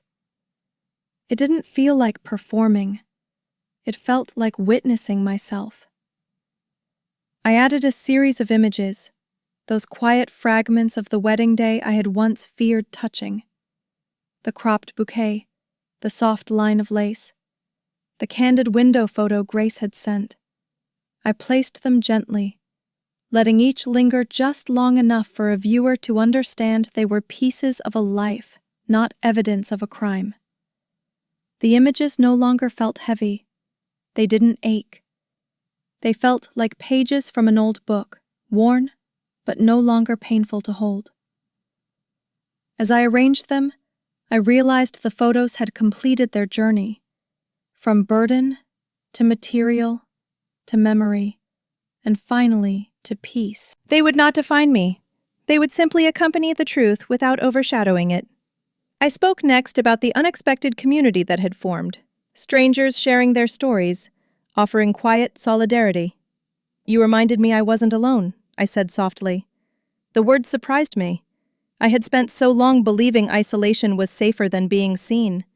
Yet here I was, shaped by the voices of people who had never met me but understood me more clearly than someone who once shared my home.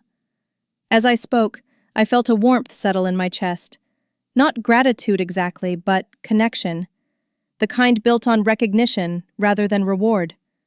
It struck me how much we heal in the presence of people who offer understanding instead of judgment. Toward the end, I addressed the question many viewers had asked. Would I ever take the videos down now that the dust had settled? I answered honestly. No, I said. Not because of spite, but because they're part of the journey that brought me here. The videos were time capsules, records of a woman learning her own voice one sentence at a time. Removing them would feel like erasing the ground I had walked to reach this moment. I didn't owe that story to anyone, but I owed its truth to myself. And leaving it up felt like a small, quiet tribute to the version of me who finally chose clarity over silence. When I clicked export, the progress bar crawled across the screen in a calm, unhurried line. I watched it, not with anticipation, but with a sense of gentle completion. When the file finished, I uploaded it without overthinking, without checking the lighting or replaying the audio. I walked away from the desk and stood by the open window, letting the cool air brush against my skin. The story was complete, not tied with a bow, not wrapped in triumph, but settled, rested. I didn't feel lighter or heavier. I felt real. More real than I had in years. And as the breeze carried the faint scent of morning into the room, I knew the next chapter wouldn't be about healing the past, but about living the future. Spring arrived slowly, as if unsure whether it had permission to settle in. The mornings grew softer, the air carried a gentler warmth, and the trees along my street began unfurling small, hesitant leaves. I noticed these things more now, not out of sentimentality, but because my life finally had space for them. One Saturday I took a walk with no destination, just letting my steps follow where the light pooled on the sidewalk. I passed cafes with open windows, families pushing strollers, dogs tugging their leashes toward patches of sun. It felt like moving through a world that no longer pressed against me. For the first time in a long while, I wasn't walking away from something or toward something. I was simply walking, my breath steady, my chest unburdened. The path ahead didn't need to promise anything, it just needed to be open. I stopped by a small bookstore I'd passed 100 times but never entered. Inside, the air smelled faintly of dust and paper, a comforting, familiar scent. I trailed my fingers along the spines of books until one caught my attention. A collection of essays about reclaiming ordinary joy after difficult seasons. I sat on a low stool and flipped through it slowly. The words didn't feel instructive. They felt like quiet reminders. Life doesn't always change in sweeping gestures. Sometimes it unfolds in small, steady increments. I purchased the book and tucked it into my bag, feeling a warmth that had nothing to do with the weather. It felt like choosing myself in the simplest, most human way, a form of gentle investment I had overlooked for years. Later that afternoon, I visited Grace at her studio. The place looked brighter than I remembered, not because the lighting had changed, but because I had. She was editing photos when I walked in, her hair tied loosely at the nape of her neck. "You look lighter," she said without lifting her eyes from the screen. I laughed softly. "I feel lighter." She clicked through a series of images, then turned the monitor so I could see. They were from a recent engagement session, two people smiling in a way that reached their eyes, the kind of joy I no longer viewed with suspicion. "Beautiful," I murmured. Grace nodded. "It's nice, isn't it? When people choose each other gently." Her words landed with a quiet resonance, not painful, just true. I didn't envy them. I didn't fear what they had. I simply recognized it. Before leaving the studio, Grace handed me a small envelope. "I printed something for you," she said. Inside was the candid photo she'd once sent digitally, the one of me adjusting my dress near the window, unaware of the camera.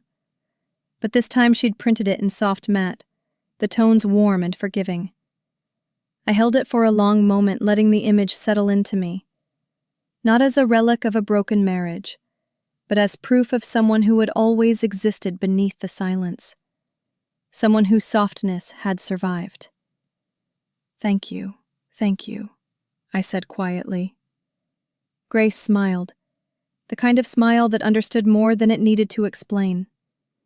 I slipped the photo carefully into my bag and stepped back into the sunlight. As I walked home, I thought about how different the world felt when I wasn't bracing for someone else's reaction. The letter, the videos, the confrontation, none of it clung to me now. They were chapters, not chains. I no longer felt the need to check the analytics or track the comments. The series continued to circulate, but I wasn't watching it anymore. My life had shifted its center of gravity. The woman who once recorded those videos had done what she needed to do. She had spoken. She had learned. She had let go.